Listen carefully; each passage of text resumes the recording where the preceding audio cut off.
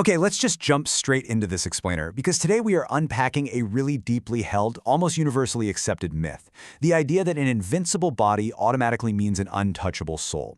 We're going to dive into the deeply personal writings of Gnarfard, the legendary invincible hero, and pair those with some core psychological frameworks to figure out what carrying an immense burden actually looks like. And the big thing we're doing here is contrasting that old, suffering-based hero myth, the whole just take the pain in silence thing, with a much more powerful, cycle-breaking philosophy.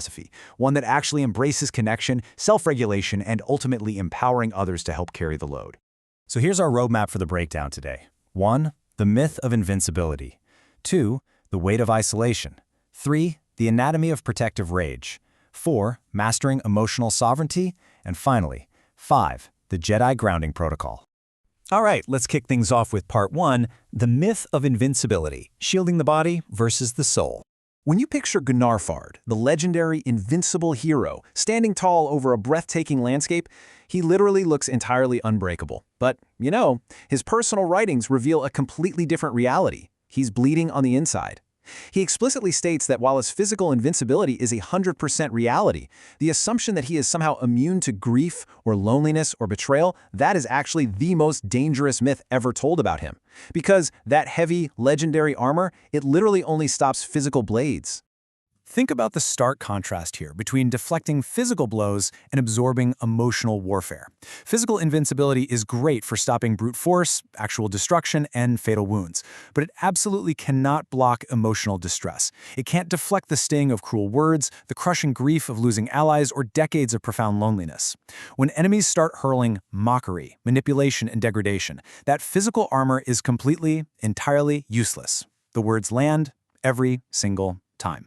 To quote the hero directly, "Invincibility is a shield for the flesh. It was never a shield for everything that makes me human." And that's absolutely crucial to understand. True heroism isn't about being emotionally numb or just entirely devoid of feeling. It's actually about feeling the pain, the grief, and the fear completely, and then choosing to stand anyway. Humanity isn't measured by our limitations, right? It's measured by our choices. And for you, listening, that means acknowledging your own pain doesn't make you weak. It actually just makes you human. Moving into part 2, the weight of isolation, unwitnessed years, and lost allies. So just imagine what it actually feels like to survive stretches of time so vast they blur into legend. If you're a hero, or honestly just anyone carrying an unrelenting burden for other people, you watch allies fall. Or you watch them just walk away, choosing a quieter, much different path. And you are left standing at that desolate crossroads entirely alone. This isn't just some strategic setback. It is a deeply, deeply personal grief. Other people get to retreat, recover, and heal in peace, but the hero, they are required to return to the exact place that hurt them the most. And when loneliness becomes the everyday landscape you survive in, it kind of forces these really specific psychological adaptations. You develop extreme emotional self-reliance, simply because, well, no one is there to help you hold the weight. And that leads to delayed grief, this slow, crushing accumulation of unshared pain. It even creates emotional time distortion, where a single year of carrying everything alone can honestly feel like 10. You build your entire identity in complete isolation, which makes any genuine connection later on feel overwhelmingly intense, almost terrifying, really. Okay, on to part 3, the anatomy of protective rage. Signals, not corruption.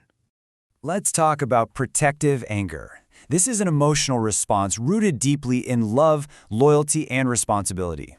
It is so vital to recognize that this ancient, almost volcanic feeling that erupts when your people are attacked, that isn't the dark side taking over. It is a profoundly healthy boundary signal indicating that something sacred has been violated.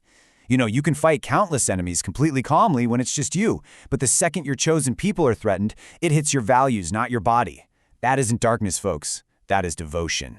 So why does this anger hit with such explosive force? It's because of how deeply bonded you are. Suddenly, your nervous system is flooded with the fear of losing your chosen people, which immediately triggers echoes of past trauma, visceral memories of allies you've already lost. This activates an overwhelming instinct to shield, driven by a deep sense of hyper-responsibility. The anger feels massive because you've carried others for so long, and your brain is literally reacting as if all those past pains are happening all over again. When you really think about it, the reality of the heroic requirement is that duty is a sacred, incredibly heavy calling. It's not a path you choose for comfort, and power isn't held for pleasure. The hero is required to be there, and therefore committed.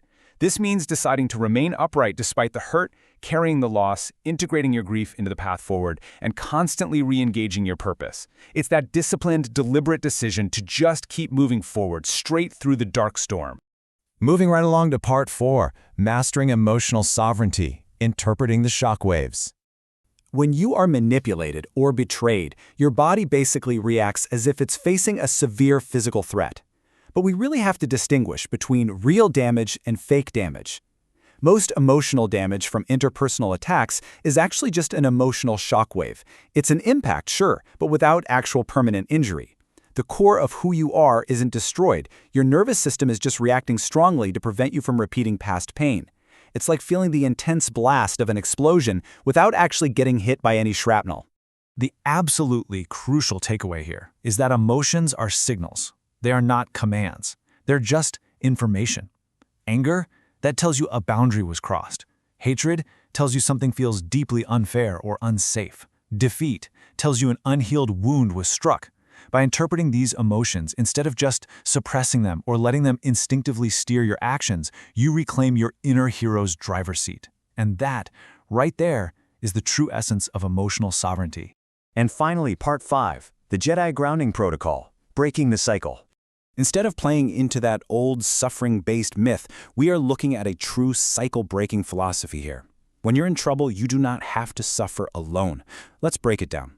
First, center yourself. Use Jedi breathing to physically soften your heartbeat. Second, stabilize. Retreat to a safe physical space. Yes, grabbing a warm blanket absolutely counts. Third, seek connection. Allow a loved one's comforting presence to help regulate your nervous system. And finally, take a gentle step. Let the emotional storm pass without judgment. By doing this, you aren't just healing yourself, you're actually empowering others by showing them that vulnerability is safe and that they have the strength to support you just like you support them. The ultimate realization we pull from all these sources is that true heroism isn't an absence of vulnerability. It's not the absence of fear or inner turmoil. It is the disciplined choice to act according to your values, to keep choosing goodness, fairness, and protection, even when your inner world feels completely chaotic. It's about stepping out of the dark and actively choosing a new horizon. So, I'll leave you with a provocative question to challenge the myth you might be living right now.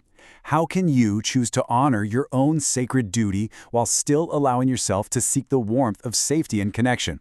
Think about how you're going to step out of your lonely armor today. Thanks so much for joining me on this explainer, and I really hope this deep dive helps you navigate your own heroic path.